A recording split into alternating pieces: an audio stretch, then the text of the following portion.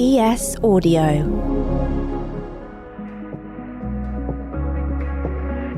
Welcome to the Evening Standard Theatre Podcast. I'm Culture Editor Nancy Doran. And I'm Deputy Culture Editor Nick Clark.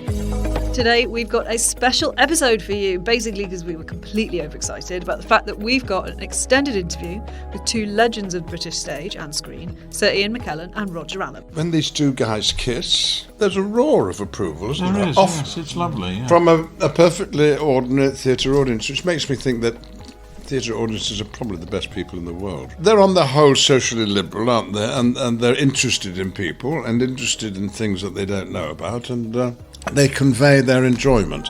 They're here to talk about their two-man play Frank and Percy at the Other Palace in Victoria.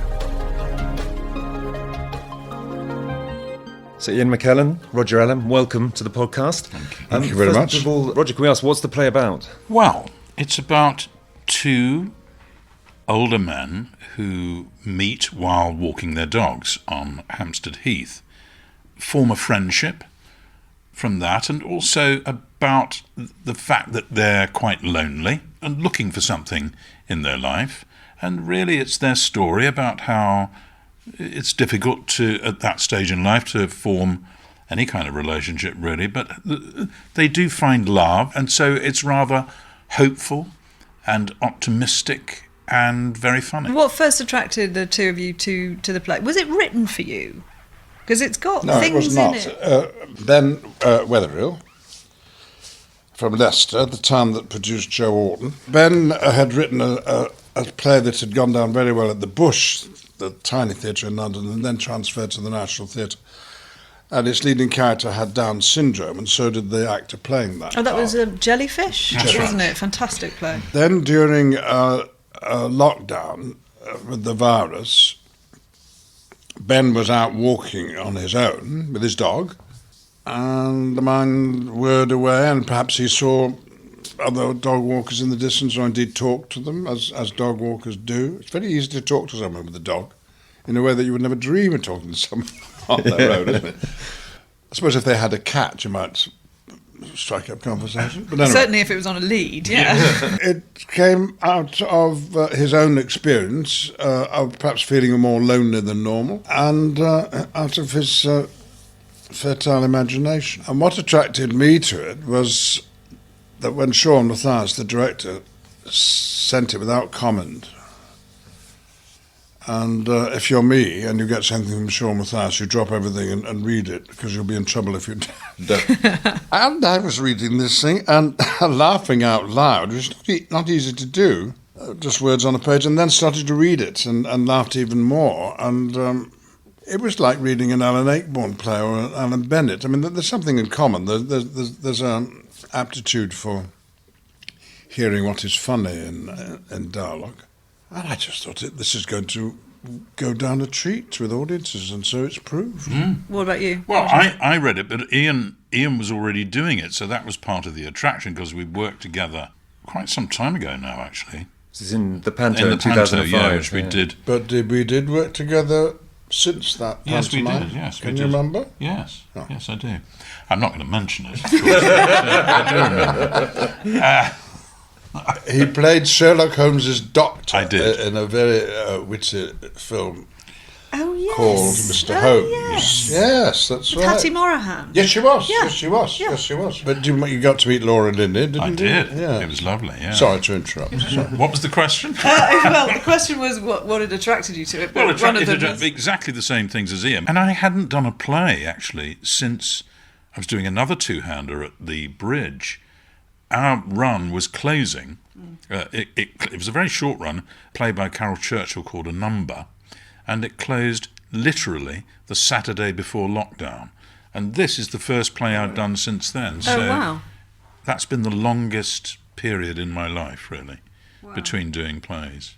And So you got a bit edgy, didn't you, about that? You wondered if it was yes. going to be all right, but in the thinking about it, not in the doing of it, but in the sort of, yes, I got a little bit apprehensive, because it's something that I've always thought you need to sort of keep doing to keep the muscles working. It's a play that kind of, it deals with, I was reading it this morning again, and it kind of deals with aging and grief and death and living a good life. But are those things that kind of occupy you at all? Yes. Yeah. Constantly, yes. Oh, really? I think because a number of people close to me have died fairly recently. My children, although they're young men, they still need us around as parents. And so I think about death and worry about it all the time. And a play like this, does it allow you to sort of explore those? Because it certainly is a very tender look at the aging process. Certainly you do feel it. And Ian, how about there is death sort of hanging over this play, isn't it? I mean, Roger's character is a widower, and not fairly recently, and there is a death in the play, as you know, as you've read it. And there are health issues as well that we won't spoil, but you know, so and I don't think a day goes by when I don't have quite a long period either talking about death with somebody my same age as me, or just thinking about it. You can't avoid it. I mean, nobody tells you when you're a kid that, well, they tell you you're going to die, but they don't tell you your friends are going to die. yeah. No, not to make it cliche, death is terribly permanent. I mean, they're not coming back. And it's the memories, isn't it? And then you feel nostalgic and a bit bewildered and sad. So this play, you know, from the pen of a 31-year-old, skips over these subjects sometimes in depth and sometimes very lightly. Yeah. I think it's a very, very cunning play. And the high spots, the dramatic moments arrive just when you need them, you know. The moment when Roger Allen finally agrees to sing again in public, for example, is a high spot every night for me. Is it? Yes, it is, particularly as your character's meant to be drunk. Also, I suppose it's about finding the positive of finding someone else at that age as well, and just the glorious nature of connecting with people at any stage of life. Absolutely, and that it is possible, even though it might be unexpected. Yeah. So although it's a gay love story, it could be said, or a gay rom-com, I think you've called it, I think it appeals to anybody. It seems to. And rather heartening for someone who remembers the time when, funny to put this into words, it was illegal to be gay. Sounds mad, doesn't it? It is incredible, isn't it? Mad. There was a time, Yeah. not that long ago, when it was illegal to be what you were born. But when these two guys kiss, there's a roar of approval, isn't there? Yes, it's lovely. Yeah. From a perfectly ordinary theatre audience, which makes me think that theatre audiences are probably the best people in the world. Yes, I think you're right. Well, you know, they're on the whole socially liberal, aren't they? And they're interested in people and interested in things that they don't know about, and they convey their enjoyment. I think that's what's nice about people laughing out loud. Well, we were thinking you don't see love stories with older people a lot on You don't. stage, and often you don't see a lot of gay love stories with older people on stage. And I mean, this is very gentle in many ways, but also it feels sort of subversive as well. I thought perhaps some people would be outraged. Really? Well, just remembering back to a time when even to mention the word gay, queer or homosexual would put people off the conversation. At least amongst theatre goers, they seem to have come through it and are now interested in all sorts of human behaviour, and if it's going well, they're happy to express their approval. I think also we have moved on, thank God. Television has changed a great deal. You know, Yes. you can switch on the television, you can see people appearing, you know, whatever you think about it, appearing before someone completely naked to be selected for, going out. I wondered for a if date. you're going to bring up naked attraction. I don't know why. Just Well, like, both gay and straight naked attraction. I mean, I find it completely kind of... There's I no sort of think, oh nudity my in God. this play, is there? You what? There's no nudity in this play. There's a very, very quick bit when you're looking in the other direct. Oh, do you mean the dogs aren't there? I suppose they're not dressed. And it started in Theatre Royal Windsor, so you've already had a great audience response. And I just wondered if there were particular, or did audiences sort of write to you or talk to you afterwards? Were there responses that you particularly appreciated? Well, generally, I mean, if people stayed behind at the stage door in Bath as well, where we were after Windsor, it was to, get autographs and pictures and stuff like that, but also just to say something really, really nice, how much they loved it. And quite a number of people came to see it again, came to see it more than once, which is just great. It was surprising how often people said, "Oh, that bit in the play when?" Exactly the same thing happened to me. And Ben seems to be able to plug into normal, everyday humanity. His ambition, perhaps I shouldn't say this, but is to write for Coronation Street. And I just think he would do that brilliantly. Yes, he would. Because he not only got this ability with comic expression, but he really cares about people and tries to understand them. And that's a good mix and would fit with that particular soap. And as a former star of I was going to Coronation say, Street. you've been on yourself. Coronation Street, haven't you? Yes, wow, it's one of the highlights of my life. Right, let's go to a quick break. I long to go to Dolly Wood, where everything you do is related to Dolly. And I'm sure she's terrific company. If you are yet to subscribe to this podcast, what are you doing? Now would be the perfect opportunity.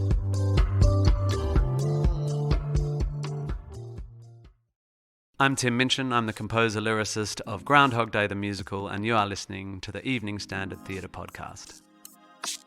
So with a play like this, a two-hander, a lot of dialogue, obviously, there's not really anywhere to hide. How do you sort of approach a play like that? Is it quite traumatic initially, or is it something that you really embrace? Well, you have to embrace it, I mean, that is there are no... It's very curious because, I mean, often doing a play over a long period of time, as I've done sometimes in the past, I've always enjoyed the repetition of theatre because you get this bit at the end of your day that is hopefully supremely well organised and that you, with practice, get quite good at. So there's a bit of the day that goes terribly smoothly, But also in the theatre, there's the off-stage life as well. There's that bit where you always come off after that scene and someone's standing there and you say, "Oh, hello, are you all right?" So there's a little backstage ritual as well. And when the play finishes, you will never have that again. Ever. It's like the end of a kind of mini civilization. It's strange, but in a two-hander, you don't really get the backstage life at all. Of course, there are other characters in the lives of these two who we referred to. Yeah. And so when you're on stage, yes, the audience only see the two of you, but we've both imagined, haven't we, that there's a wife here, there's a lover there, there's a pupil there, there's a student there, there's the boss here. There are lots of other characters in the play, aren't there? And the dogs, of course. And the dogs, of course. We haven't seen it yet. We've just read it. Are there dogs? Well, we don't want to disappoint you. No, there aren't. It would be a complete nightmare if they were actually real dogs. I did Dance of Death, a Strindberg play, and at one point the horrible man I was playing came in very delicately with a pussycat that he was clearly going to kill the minute he got off stage. In fact, when Olivia played it, I remember him throwing the cat across the stage out through a window. His widow says that never happened. I saw it. It's on. Anyway, my cat, far from wanting to be stroked, didn't, and jumped down and then off the stage and into the auditorium and across the ankles of the front stalls. Great hilarity had by all. You see, it would be a nightmare. Yeah, quite hard to come back from that as an actor. I think we ended up by not having a real cat. Yes, very wise. Because I wouldn't want to hurt it by restraining it. It's a very human story, as you said. It sort of picks up on experience, I think, for everybody, that not just older men, older gay men. It relates to so many people, but it packs in a bunch of big themes as well that we're kind of grappling with. It does, yes. Climate change, state of the NHS, state of teaching, cancel culture. Did it spark a lot of discussions in the rehearsal room? God, I can't We remember. probably all rather agree on all those topics. Yes, sorry, I can't There's not much to be said, perhaps. Yeah. But cancel culture is it's such a hackneyed phrase, isn't it? But is that something that troubles you? I mean, as you know, people in the public eye, it's that kind of sudden ability for the internet to just destroy everything for someone. I think, on the whole, speech should be free and freely available, and perhaps sometimes come with a health warning. There are enough warnings now. When you go to a theatre, there will be cigarette smoke, there will be loud bangs, there will be discussion of bereavement. I mean, all sorts of things you're warned about. Why can't they, when someone with strong points of view that you don't agree with is coming to your university, why don't they just say outside, this person will be talking about these topics? And if you don't want to hear him or her talk, you don't go. So the audience can make up its own mind whether they want to hear something they disagree with or be persuaded in a particular direction. Wouldn't that be a sensible way out? There's a conversation in the play, isn't there, about how public discourse, especially among younger people, doesn't kind of consider shades of grey. Does that ring true to you? Roger, you've got I have children, and I mean they're not like that at all. No.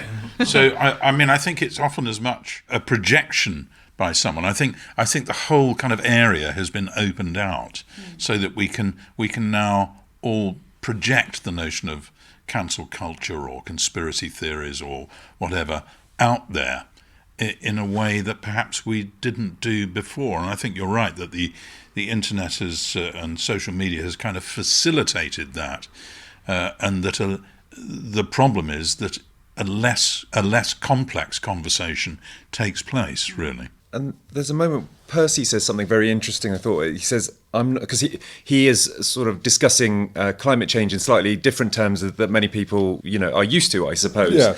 But he says, "I'm not my work. We're more than our ideas," which I thought was really interesting, and it sort of speaks to that idea of separating the art from the artist, almost in a way. And I just wondered how you sort of dealt with that or how thought about that in terms of. I hadn't thought of that idea, and Ben Weatherall is very good to just sending a pea shooter at you. You think, what was that? Well, that was a very good idea. And the good idea here is that when they're arguing about a topic, Frank is getting upset because he doesn't like arguing with the man he likes so much. And the argumentative type, think, no, discussion is good. We might change our point of view. When we stop this conversation can be dropped because we're now going to eat together or make love or something or go to the pictures. And I am not my work. I am not my work. We're more than our ideas. Well, of course we are. When you're looking at a sunset with your beloved, does it matter what your views on climate change are? You see the beauty in the sunlight. So I think that must be another reason why people like the play. They thought, oh, that's an idea, isn't it? Mm. I'm not sure I agree with that, though.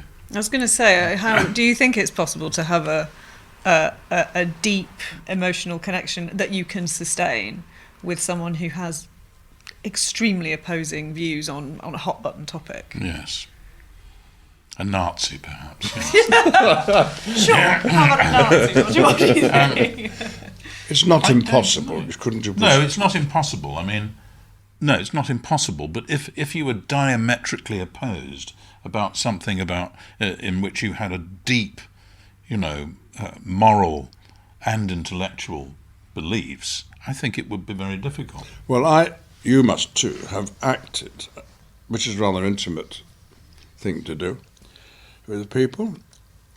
Acted with people whose views on many topics you could not abide, but when you were acting with them, relish their ability and their love of acting which you shared with them. Yes, so it's not as though you disagreed on everything, but then of course, as you have pointed out so wonderfully in the past, Ian, acting, in a sense, is pretending. Oh my God! I'd forgotten I'd said that. Thank you. Yes. It struck me when you said it. No, acting, But you know, acting may be pretending, but acting with With someone someone, yes, is not yeah, pretending. yeah. You have to do that. Yeah. And you could do that with someone whose views you absolutely abhorred. If you're Anyway, a good actor. Matter for discussion. Indeed. Ian, the last time that you were at the Theatre Royal Windsor before this show, you played Hamlet. How do you look back on that production now? I mean, it's an extraordinary feat to play it 3 times anyway, and at 82. I don't know what I thought I was doing. Obeying orders, really. Right, Shaw that's Matthias Shaw again. Matthias again. Would you like to play Hamlet? No. I think you should. Oh, all right. Well, I did learn something about acting, particularly acting Shakespeare, that you can do worse than just say the lines. They're pretty good, aren't they? They're not bad. And over-inflecting the lines, putting too much weight on them, pulling them in this direction or that, doesn't necessarily make them clearer for the audience or more effective. And so I thought, well, I'm not, clearly, physically, I couldn't convince anybody that I was other than the age I am. But there might be something in the voice if I didn't bring the weight of my age to bear on it. And I'd felt that a little bit when playing King Lear. There are a lot of contradictions in that play. Well, and Hamlet too. Hamlet is always contradicting himself. Don't try and explain the contradictions. Just say the lines. Say what you feel in the moment with the appropriate expression, and the audience will decide. That is what being an audience is. Yeah, they're part of it. There are 1,000 critics there, making sense of it, if they can.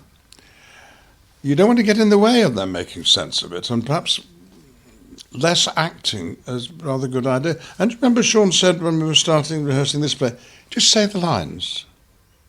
Don't start acting it. Don't start elaborating it. And it's rather like a good radio script, this play. You could just say the lines and not worry about what you look like, and the play would zing over with. Because it's true. I mean, we are not only Hamlet and King Lear, but also I think we are, as human beings, contradictory.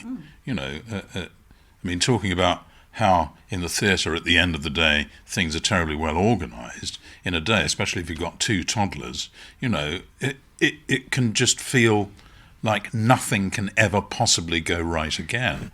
It's Walt Whitman, isn't it? You say, I contradict myself. Very well, I contradict myself. I am large. I contain multitudes. And I think that's true. I think it is. And it's difficult, especially if you're arguing about something, unless you're tremendously certain and tremendously articulate about what it is, to hold on to what it is that you really believe. What do you really think and believe and feel about climate change, for instance? I feel completely terrified, really. And that's probably one of the things that makes me think about death as well. How will my children be when I'm not here? You know, and as if this thing does advance.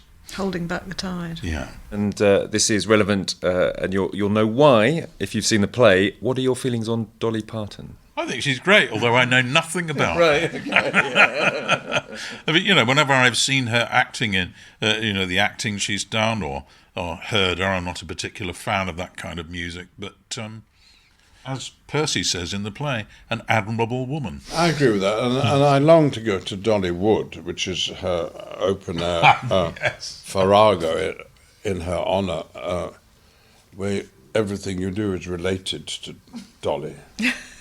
And I'm sure she's terrific company. I've seen her interviewed, and she talks such common sense, and then writes these catchy tunes, which can tug at your heartstrings one minute and make you want to shout out loud with joy the next. So yes, as my character says, she's an admirable woman. She uses her life to make things better. I mean, who can say that? Let's go to the ads. Coming up. They were singing the songs round the pub. It was absolutely delightful. And I was joining in with gusto. And then I said, oh, I'd love to be in Les Mis. And someone said, well, why don't you come and do the matinee? I said, absolutely, yes, but you must call Cameron McIntosh and see if it's all right. We'll see you in just a sec.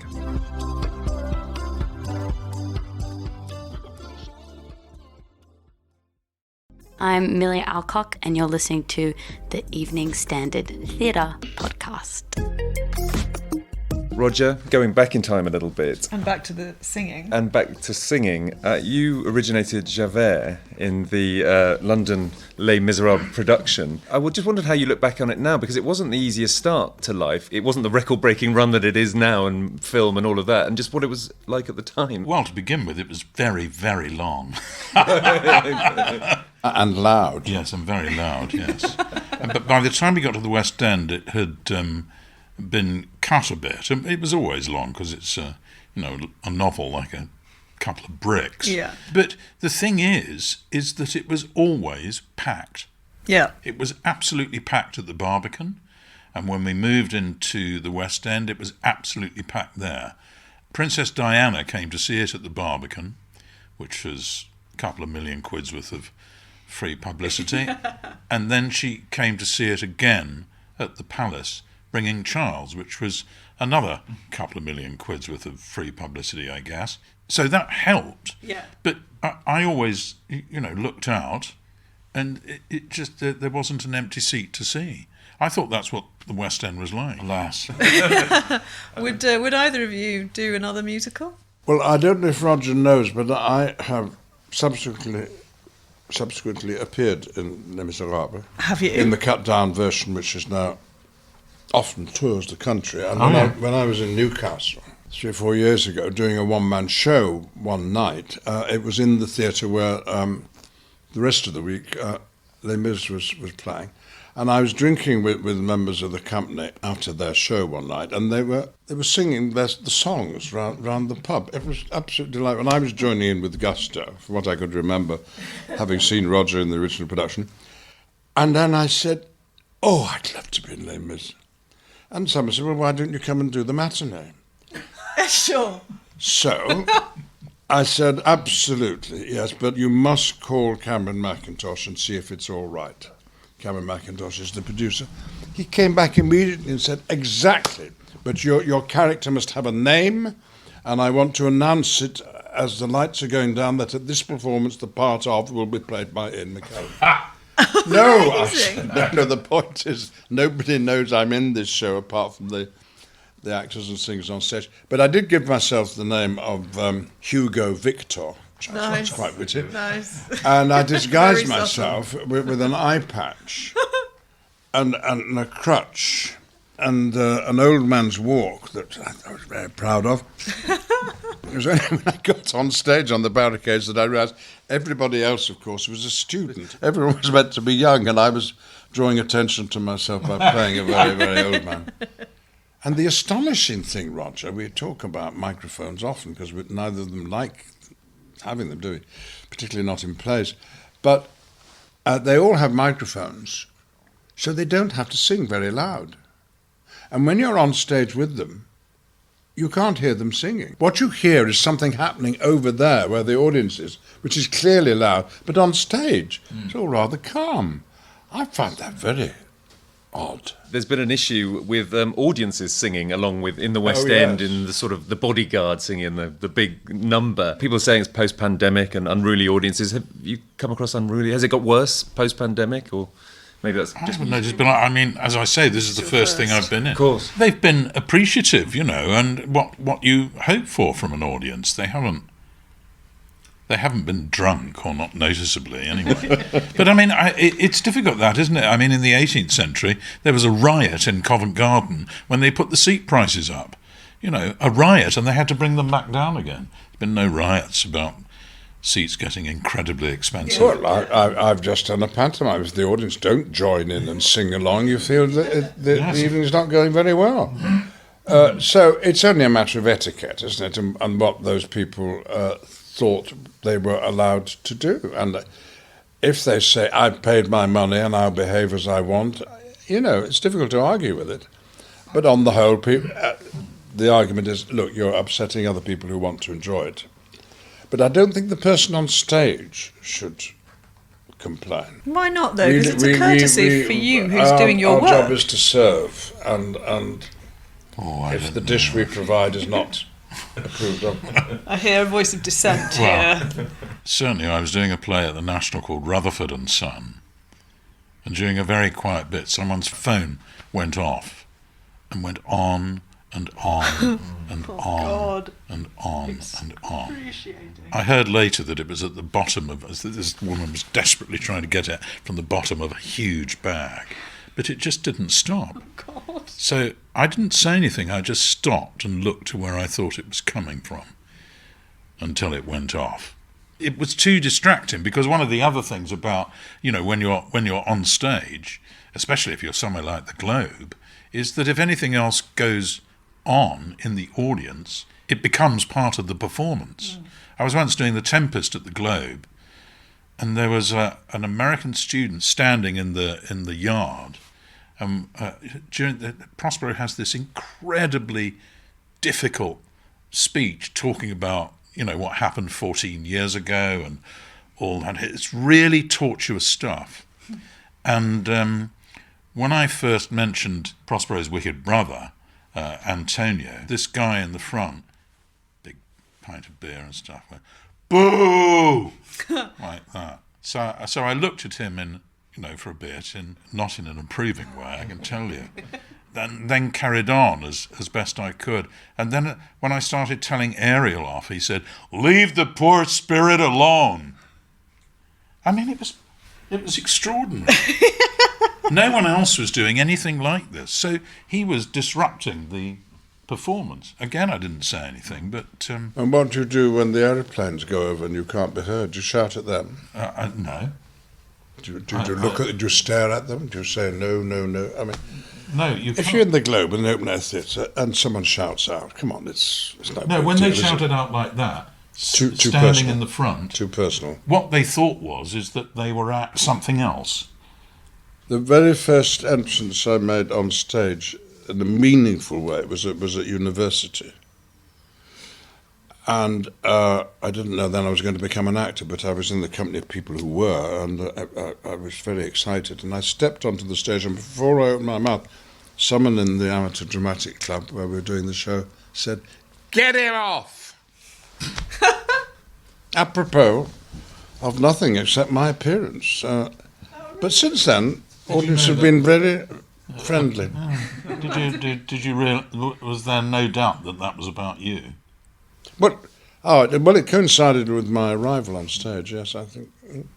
Coincidental or causal, do you think? It was Derek Jacobi, actually. And it didn't stop you becoming an actor, which is or great. him, of course. You mentioned the prices, people getting upset about them, and the tickets to your show actually seem very reasonable. You've got 25 quid, premium 85 quid, but there has been a lot of debate recently about the cost of tickets in the West End and the risk of those eliminating, a new generation of theatre goers. What do you think about that? Well, in a sense, it doesn't matter what the top price is. If there are people willing to pay £200 to go and see something, in a sense, and they've got £200, fine. What matters to me is that no one should be excluded by price, really. So if the top price is £200, if there's a whole range of prices that goes down to a £5 or a £10, which is one of the great things about the Globe, then fine, okay. I discovered the theatre going to see the National Theatre when they were at the Old Vic, and Laurence Olivier was running it, and you could sit on a padded bench in the gallery for 15 pence, which was the price of a tube fare. Now that's a subsidised place, and the whole point was to subsidise a repertoire of work and to subsidise the ticket prices. So that's slightly different to the commercial theatre. If you exclude people in terms of price, it seems to me that ultimately it will fade away. It's taking a long time about it, but ultimately it will, I agree with all that. But to put a contrary point of view, everything is more expensive than it used to be. Yes. And if you want to go and see Elton John in a decent seat at the O2, you will pay as much money as would get you into a play on 4 or 5 occasions. I mean, the sort of theatre we do is a lot cheaper than popular music concerts. And I think anyone coming to see this play in what is actually almost a private performance, 300 people, it's nothing. You are so privileged, if you like acting, because you are so close. You're within touching distance. The air coming from our lungs will hit your eardrums. Isn't that worth paying for? If you don't have the money, of course it won't do. And there must be cheap seats. There must be. And then when you're in a very small theatre where it's all very special, of course you can't have too many cheap seats, otherwise you can't pay for the thing. But when it comes to subsidised theatre, the National Theatre, for example, the Royal Shakespeare, they must and do, I think, have cheap seats. Perhaps not as cheap as we would like. Yeah. And you don't want to start saying, you want a £3 ticket, could you afford more? Well, then you must pay more. I mean, it's difficult, isn't it? It's hard to know whose responsibility it is when it comes to something like commercial theatre, isn't it? In West End, people get upset about West End prices, but West End prices are set by commercial organisations. It's not subsidised. In today's market, they can make as much money as they want if there are people to pay the tickets. If I were a producer, I would have at least once a month and perhaps once a week a free performance, or very, very cheap one. The court used to do that, didn't they? And I think people who could afford to pay top price would be shamed and not take advantage of this offer and leave it for the people who would need it. Certainly students going out to the theatre on their own, so they're not going to be paid for. How on earth are they going to scrape together 70 or 80 quid regularly? They're not. That was one of the great things about the Globe, because, I mean, I was rather anti the Globe, I have to say, before I played Falstaff there. I'd seen a production early on that I really, really hadn't liked. I'd been at the RSC a lot. The RSC was rather paranoid about the Globe. Just before I did Falstaff, I went to see a Trevor Griffiths play about Tom Paine. Slightly messy, sprawling play, but it was packed. At the Globe? Yeah. And I thought, if you put this on in the Olivier, it would empty the place, you know. But it was absolutely packed, because the economics of it, talking to Dominic Dromgoole afterwards, were that if you had either no set or very simple sets that could be taken down very, very quickly, and if you had 2 companies, you could do 2 performances a day. So you could do 14 performances a week. But of course what changes the demographic of the Globe is that 700 seats out of, 1,500, were a fiver. So that completely changed everything, so that you could get people who were drunk and could shout at Prospero, you know. I mean, that's, you know, but actually it completely altered the attitude, the age of the audience. And I think if you were wandering by there, you might think, oh, a fiver, I might give that a try. And you might not like it, or you might not last the distance, but it means you could take a punt on it, you know. If it's a fact, though, because I look at these things. If you put a play on sale or a musical in a large theatre, the first tickets to go will be the expensive ones. So there are, thank goodness, people who can afford to pay a lot of money to go to the theatre and who will and like it. But there are many others who can't afford, and we ignore them at our peril. Fantastic. Well, Frank and Percy's running at the Other Palace until December the 3rd. Roger, Ian, thank you so much for being on the Evening Standard Theatre podcast. Thank you. Thank Pleasure. you.